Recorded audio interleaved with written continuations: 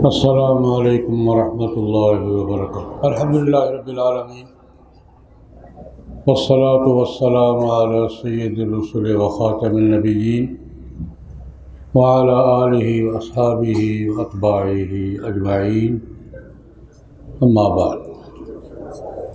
ماشاءاللہ آپ کے انعامات کی تقریب ہے، اور اب تو پورے ملک میں مدارس کی سالانہ تقریبات کسی نہ کسی حوالے سے، ختم بخاری کے حوالے سے، انعامات کے حوالے سے شروع ہو گئی ہے، اور یہ رجب کا مہینہ اسی میں چلے گا انشاءاللہ، اور امتحانات پہ چلے گا، تقریبات پہ چلے گا، ختم بخاری شریف میں چلے گا، ختم قرآن پاک میں چلے گا۔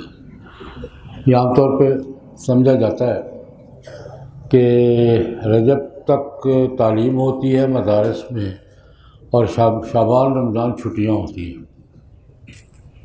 یہی کہتے ہیں نا، رجب کے آخر تک تعلیم ہوگی، امتحانات ہوں گے، پھر شعبان رمضان میں کیا ہوتی ہے؟ میں یہ نہیں مانتا۔ رمضان شعبان میں ہمارا دائرہ بدلتا ہے، ہم درس نظامی کی عمومی تعلیم سے قرآن پاک کے تک دائرے میں چلے جاتے ہیں، پھر رمضان شعبان قرآن کے ساتھ گزرتا ہے، گزرتا ہے یا نہیں گزرتا؟ شعبان سارا حافظ قرآن تیاری کرتے ہیں، اور رمضان سارا کیا کرتے ہیں؟ سنتے سناتے ہیں۔ چھٹی کب ہوتی ہے ہماری؟ شوال کے 10 دن، کیوں جی؟ رمضان شعبان میں چھٹی ہوتی ہے یا ہم کلاس بدلتے ہیں؟ 8-9 مہینے ہم یہ کتابیں پڑھتے رہتے ہیں، اور شعبان رمضان میں جو حافظ ہیں وہ قرآن پاک کے ساتھ مصروف ہو جاتے ہیں، جو نہیں ہیں وہ دورہ تفسیر میں مصروف ہو جاتے ہیں۔ کوئی دورہ تفسیر کر رہا ہے، کوئی دورہ میراث کر رہا ہے، کوئی دعویٰ۔ ہماری چھٹی ہوتی ہی نہیں ہے، ہوتی ہے کوئی شوال کے 10 دن یا 15 دن۔ باقی الحمدللہ سب سے زیادہ تعلیمی دورانیہ دینی مدارس کا ہے۔ یہ مغالطے میں لوگ ہم 3 مہینے چھٹیاں کرتے ہیں، کچھ بھی نہیں کرتے۔ یہ 3 مہینے ہمارے تعلیم میں گزرتے ہیں، حافظوں کے کس میں گزرتے ہیں؟ قرآن جی کی تیاری میں اور سنانے میں، اور باقی طلباء کی بہت بڑی اکثریت کوئی دورہ تفسیر میں بیٹھی ہوتی ہے، کوئی دورہ نحو میں بیٹھی ہوتی ہے، کوئی دورہ میراث میں بیٹھی ہوتی ہے۔ چھٹی کون کرتا ہے؟ بہرحال یہ دور اب وہ ایک کلاس سے دوسری کلاس کی طرف منتقلی کا مہینہ آ گیا ہے، سرگرمیاں جاری ہیں۔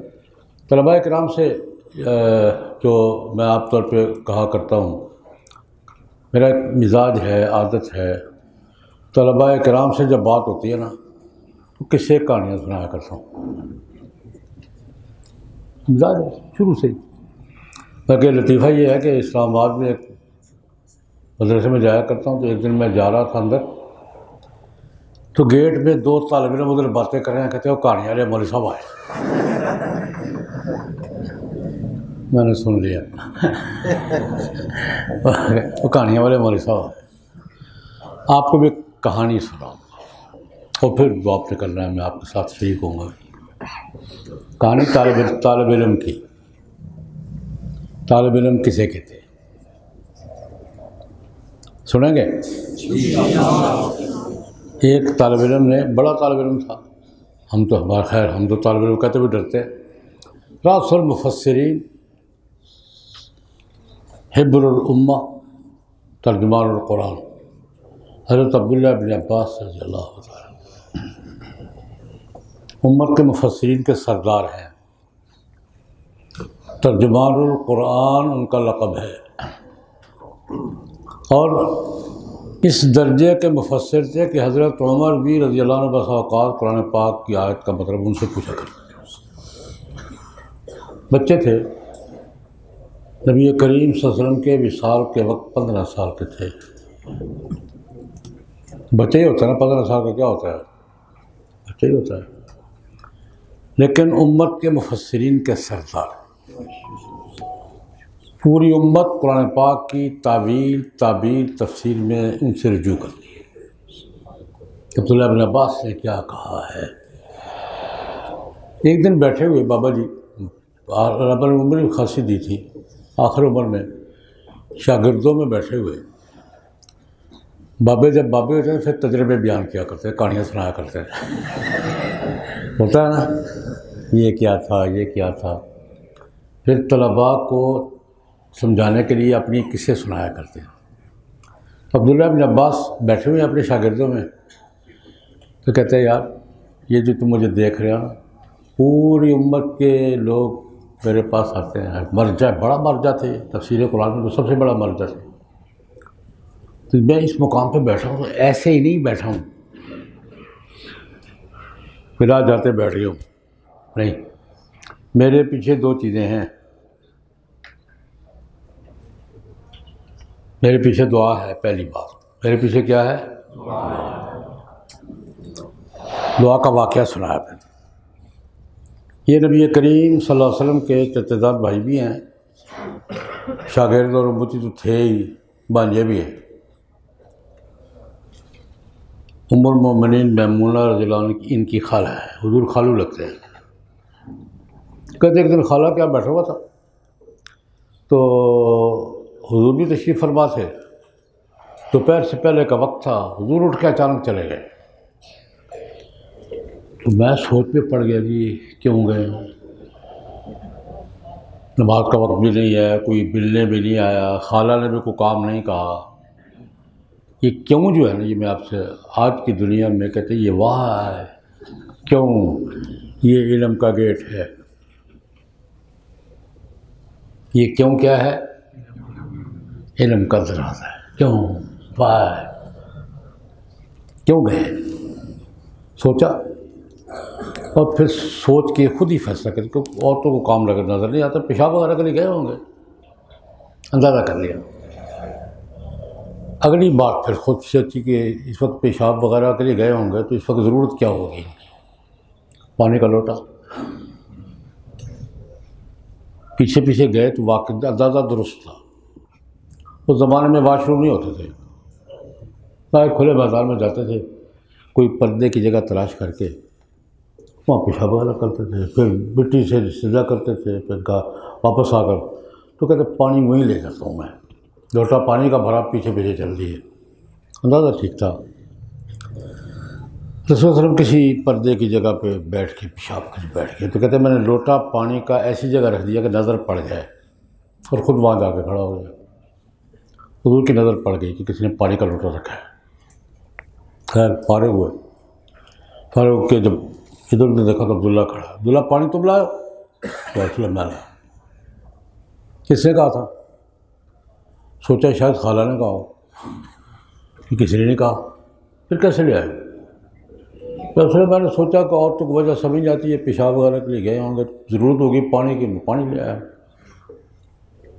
محدثین یہاں فرماتے ہیں کہ حضور خوش ہوئے، خوشی کی دو وجہ تھی، ایک وجہ یہ تھی کہ بچہ سمجھدار ہے، اس وقت 13-14 سال کے تھے، یہ بچہ کیا ہے، سمجھدار۔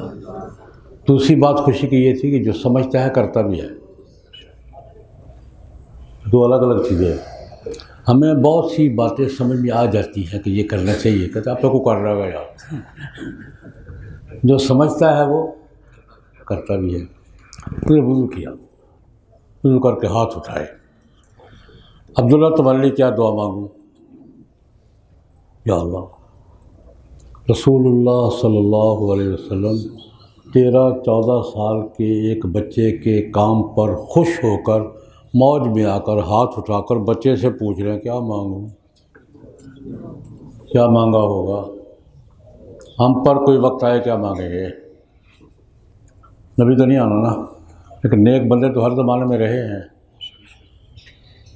پہلی بار اللہ پاک ایسا کرے کہ کوئی اللہ کا کوئی بہت نیک بندہ ہمارے کسی کام سے خوش ہو، موج میں ہے، ہاتھ اٹھائے ہم سے پوچھے کیا مانگوں، ہم کیا مانگیں گے، کتنی کوٹھیاں،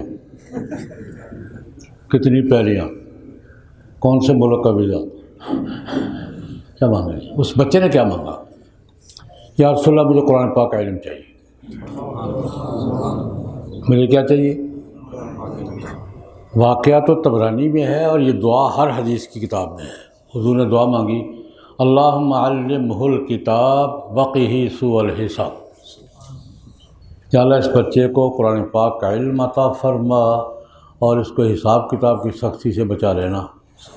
وہ جملے تقریباً حدیث کی ہر کتاب میں یہ دعا عبداللہ بن عباس کی موجود ہے، اللہم علمہ الکتاب فقہہ فی الدین اور وقہ سوء الحساب، یہ دعا کے جملے۔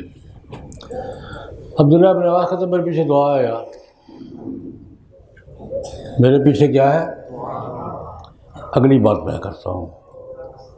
عبداللہ بن عباس رضی اللہ عنہ کے پیچھے تو دعا تھی، دعا راہ جاتے مل گئی تھی، اب دعا کے پیچھے بھی کچھ تھا۔ کیا تھا؟ راہ جاتے دعا مل گئی تھی کہ دعا کے پیچھے کیا تھا، ذرا سوچیں۔ سب سے پہلے تو طلب تھی، ڈیمانڈ تھی، مجھے قرآن کا علم چاہیے۔ دعا کے پیچھے سب سے پہلی چیز کیا تھی؟ طلب، پھر محنت، خالی دعا نہیں منگوائی، محنت کی ہے، اور پھر خدمت۔ عبداللہ بن عباس کے پیچھے دعا تھی، دعا کے پیچھے تین چیزیں تھیں، کیا؟ طلب، محنت، خدمت۔ جس نے عبداللہ بن عباس رضی اللہ تعالی عنہما کو حبر الامہ، ترجمان القرآن، راس المفسرین کے مقام پر رکھ لے، ہمارا کہتے میرے پیچھے دعا ہے۔ ایک اور بات بتایا کرتے تھے، وہ وقت ہے بیان کر دوں کہ مقام ویسے نہیں ملا کرتے، اس پیچھے کچھ ہوتا ہے۔ قصہ سناتے ہیں اپنا کہ جناب نبی کریم صلی اللہ علیہ وسلم فوت میں تو 15 سال کا لڑکا تھا، اور میری عمر کا ایک لڑکا انصاری صحابی سے میری عمر کا ایک میرا ہمجولی تھا، دوست تھا، تو میں نے اس سے کہا کہ یار بہت سنو حضور رحلت فرما گئے ہیں، پیچھے بزرگ موجود ہیں، لیکن میں اور تم جس عمر میں ہیں نا، یہ بابے چلے جائیں گے تو آج سے 15-20 سال کے بعد ہم ہی بابے ہوں گے، لوگ ہمارے پاس آئیں گے۔ عبداللہ بن عباس اپنے ہمجولی کو کہہ رہے ہیں کہ آج سے 10-20 سال بعد لوگوں نے پھر ہم سے پوچھ رہا ہے کہ یہ مسئلہ کیسا ہے، یہ ایسا کرتے ہیں، یہ جو ہمارے پاس 15-20 سال کا وقت ہے نا، ہم جن لوگوں کے پاس جو علم ہے نا، ان کی خدمت میں حاضر ہو کر ان سے معلومات علم اکٹھا کرتے ہیں، تاکہ ہمارا جب وقت آئے نا تو ہماری پریشانی کی بات ہو، تیاری کریں، آنے والے وقت کے لیے کیا کریں؟ تیاری کریں۔